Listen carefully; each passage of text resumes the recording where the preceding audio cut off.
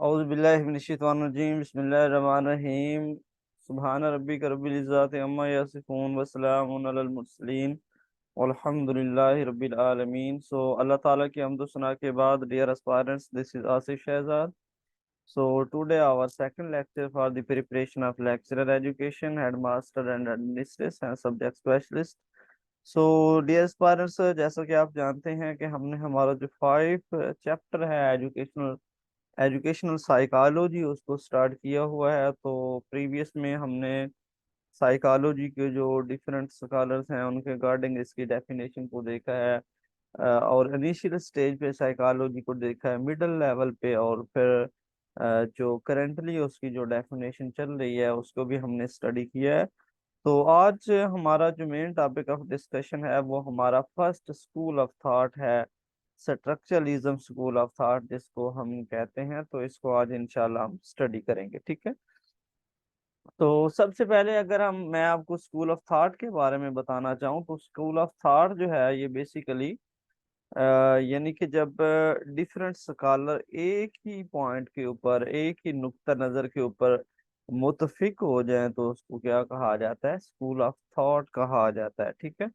तो ये जो स्ट्रक्चरलिज्म स्कूल ऑफ थॉट है इसके ऊपर विलियम वुंट जो है वो, और एडवर्ड ब्रैडफोर्ड टिचनर जो है उनकी परसेप्शन जो है ना वो सेम है। तो और भी कुछ फिलोसफर हैं जिन्होंने जो है यानी इससे इत्तेफाक किया है, तो इसकी वजह से ये एक स्कूल ऑफ थॉट जो है ना वो कंसीडर किया जाता है, ठीक है। तो सबसे पहले हम विलियम वोंट जो है उसके इंट्रोडक्शन जो है ना वो ब्रीफली देखते हैं, ठीक है। तो स्ट्रक्चरलिज्म फाउंडर, जो हमारे पास जो स्ट्रक्चरलिज्म स्कूल ऑफ थॉट है उसके फाउंडर कौन है, विलियम वोंट हैं, ठीक है। तो William won't is Germany physiologist and psychologist, ठीक है। यानी कि ये फिजियोलॉजिस्ट भी थे, विलियम वोंट जो है ये फिजियोलॉजिस्ट भी थे, डॉक्टर भी थे, ठीक है। और साथ साथ ये एक साइकोलॉजिस्ट भी थे, who is generally acknowledged as the father of experimental psychology, जिनको बाद में जो है ना वो फादर ऑफ एक्सपेरिमेंटल साइकोलॉजी का फाउंडर जो है ना वो कंसीडर किया गया। और हम विलियम वुंट जो है उनको फादर ऑफ जो स्ट्रक्चरलिज्म स्कूल ऑफ थॉट है वो भी हम इसको कहते हैं, ठीक है। तो ही बॉर्न 16 अगस्त 1832। ये जो विलियम वुंट साहब हैं ये 16 अगस्त 1832 के अंदर नेकोरो नियर मैनहेम बदीन जर्मनी के अंदर ये पैदा हुए थे, ठीक है। तो उसके बाद Wundt earned medical degree at the university of Heidelberg in 1856, ठीक है। तो 18 यानी कि 32 के अंदर पैदा हुए, और उसके बाद फिर इन्होंने सबसे पहले मेडिकल की डिग्री हासिल की, और फिर उसके बाद जो है ना वो साइकोलॉजी के ऊपर काम किया इन्होंने, ठीक है। He opened the first world first psychological laboratory in Leipzig in 1879 with the sole purpose of systematic study of the mind। तो ये इंसान का जो माइंड है उसकी सिस्टमेटिकली स्टडी जो है ना वो करना चाहते थे। तो इस वजह से इन्होंने लिप्टन के अंदर जो है ना वो एक यूनिवर्सिटी जो है ना उसको, सॉरी, एक जो लैब है, एक जो लेबोरेटरी है उसको इन्होंने एस्टेब्लिश किया, ठीक है। उसके बाद जी एक्सपोनेंट के हवाले से अगर हम बात करें तो एक्सपोनेंट एडवर्ड बराफोर्ड टिचनर जो है ना इनके एक्सपोनेंट भी हम कह सकते हैं, और इनके शागिर्द भी हैं, ठीक है। उनका एडवर्ड बराफोर्ड जो है टिचनर, उनका जो लाइफ स्पैन है वो 1867 से लेकर 1927 तक है, ठीक है। Student of living laboratory British by birth, यानी कि ये अमेरिकन बाय बर्थ था, ठीक है। ये अमेरिका से बिलोंग करता था, और जो विलियम वोंट हैं वो जर्मनी से बिलोंग करते थे। तो ये जो एडवर्ड ब्रैडफोर्ड टिचनर हैं इन्होंने काम किया है वोंट साहब के साथ, ठीक है। तो William Wundt died 31 August 1920 Grossbothen Germany के अंदर। तो ये जर्मनी के अंदर जो है ना इनकी डेथ हो गई थी 1920 के अंदर। तो इनकी डेथ के साथ ही अगर देखा जाए तो ये जो हमारे पास ये जो स्ट्रक्चरलिज्म स्कूल ऑफ थॉट है, जो स्ट्रक्चरलिज्म फिलोसफी है, ये इसकी डेथ के साथ ही एंड हो गई थी। ठीक है। उसके बाद जी नेक्स्ट हम मूव करते हैं, हमारे पास term coined by Edward Edward Bradford Titchener. ठीक है। ये जो स्ट्रक्चरलिज्म की टर्म है, ठीक है, इसको कॉइन किया था ये जो विलियम वुड साहब के जो शागिर्द हैं उन्होंने। William Wundt is known as father of psychology. हम इनको फादर ऑफ साइकोलॉजी कहते हैं। हम क्यों इनको फादर ऑफ साइकोलॉजी कहते हैं, ये बहुत ही कॉमन क्वेश्चन पूछा जाता है। Because he first established psychological lab in 1879 at Leipzig university in Germany. तो लिप्जिंग यूनिवर्सिटी के अंदर सबसे पहले इन्होंने क्या किया, 1879 के अंदर जो है ना वो एक लेबोरेटरी कायम की अलग से जो है ना वो साइकोलॉजी के लिए। Because previously psychology was considered a branch of philosophy. ठीक है।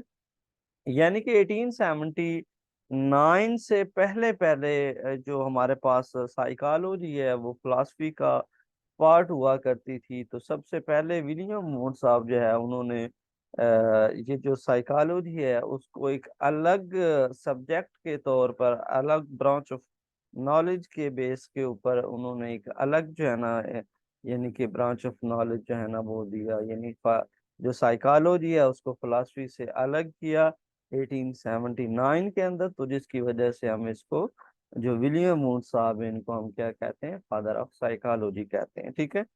क्योंकि पहले यानी 1879 से पहले जब भी साइकोलॉजी अगर पढ़ाई जाती थी तो वो फिलॉसफी के अंदर ही पढ़ाई जाती थी। लेकिन इन्होंने क्या किया, साइकोलॉजी को अलग कर दिया फिलॉसफी से 1879 के अंदर। तो इसकी वजह से इनको फादर ऑफ साइकोलॉजी भी कहते हैं। ठीक है। तो but William won't applied scientific methodology to study the conscious experiences, conduct experiment on how people react to various outside stimuli and according his result in a systematic way। ठीक है।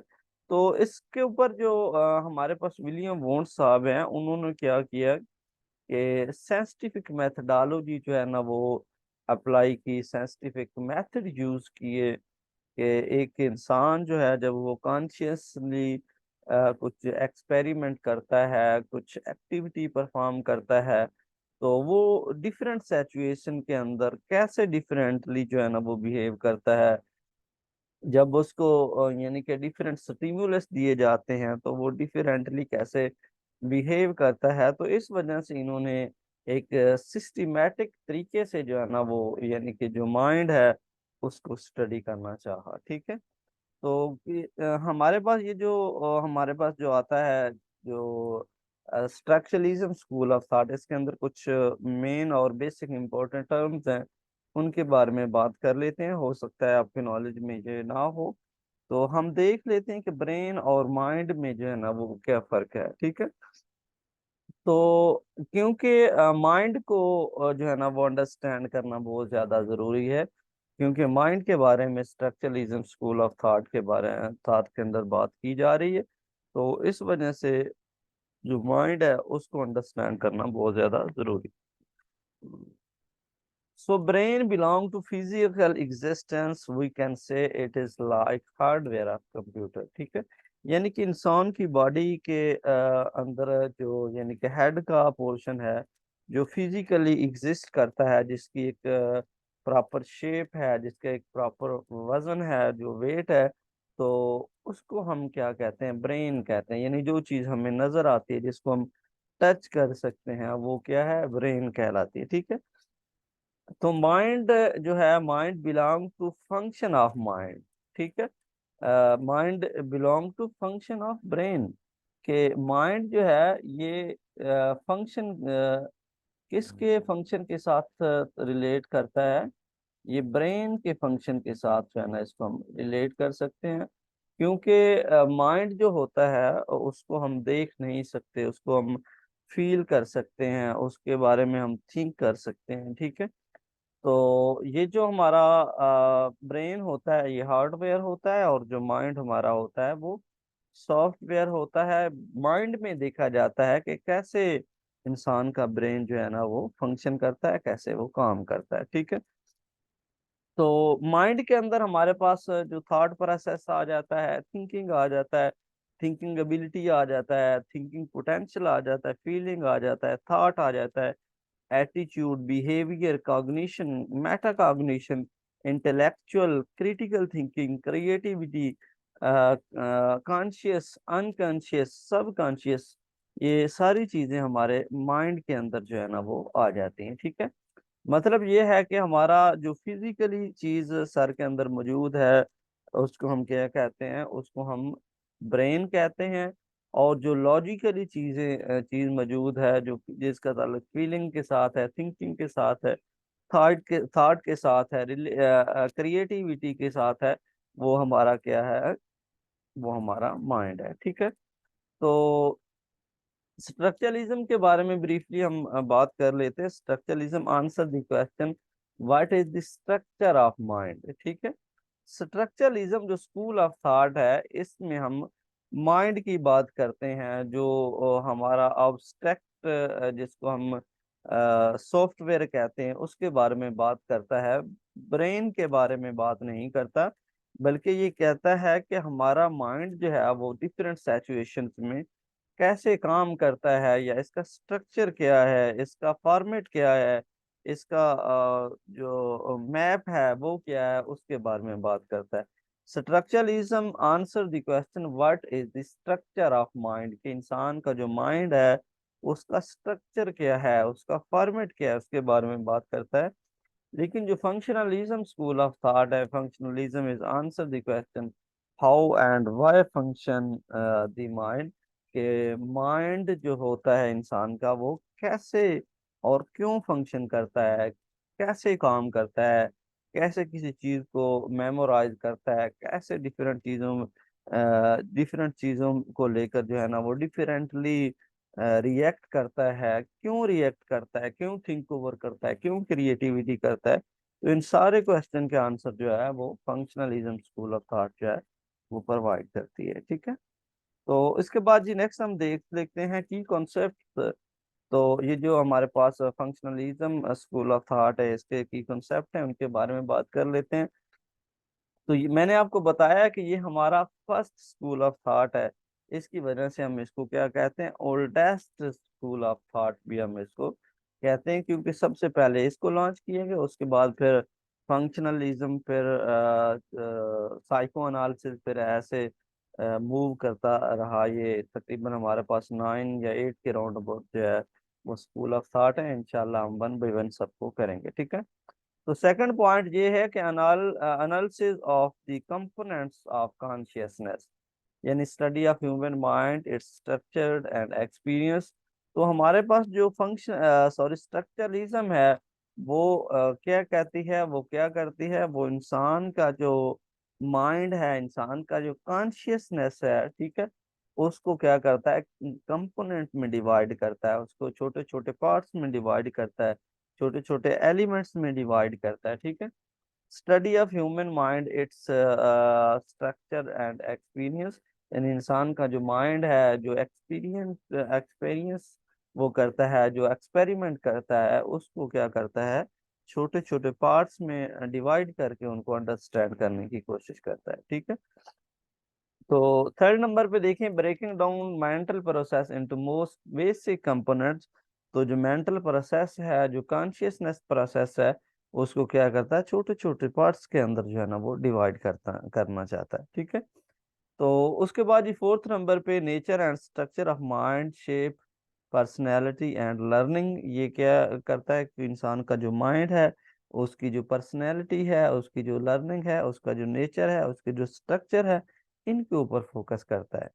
तो 5 number पे focus on conscious experience, sensation, feeling, perception, ideas, तो ये इन सारी चीज़ों के ऊपर बेस करता है, जो कि हमें नज़र नहीं आती, लेकिन हम उनको सेंसेशन कर सकते हैं, फील कर सकते हैं, परसेप्शन कर सकते हैं, आइडियाज़ आ जाते हैं, एक्सपेरिमेंट आ जाते हैं, कॉन्शियस एक्सपेरिमेंट आ जाते हैं। ये सारी चीज़ें यानी कि जिनका फिज़िकली कोई एग्जिस्टेंस नहीं होती, फिज़िकल मौजूदगी उनकी नहीं होती, तो उनके बारे में ये डिस्कस करता है, ठीक है?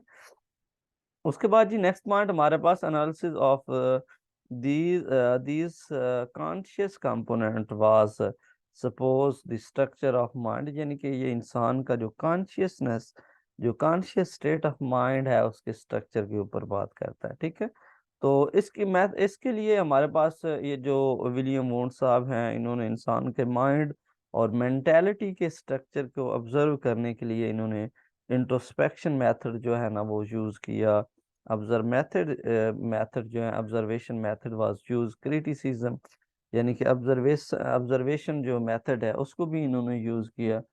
तो उसके बाद अगर हम बात करें तो क्रिटिसिज्म के ऊपर, तो ये जो है ना हमारे पास स्ट्रक्चरलिज्म स्कूल ऑफ थॉट ये लिमिटेड है। ऑल एस्पेक्ट्स ऑफ बिहेवियर जो है कैन नॉट बी एक्सप्लेन, इसके अंदर तमाम तरह के जो बिहेवियर हैं उनको एक्सप्लेन नहीं किया जा सकता है, इसके अंदर सब्जेक्टिविटी का एलिमेंट पाया जाता है।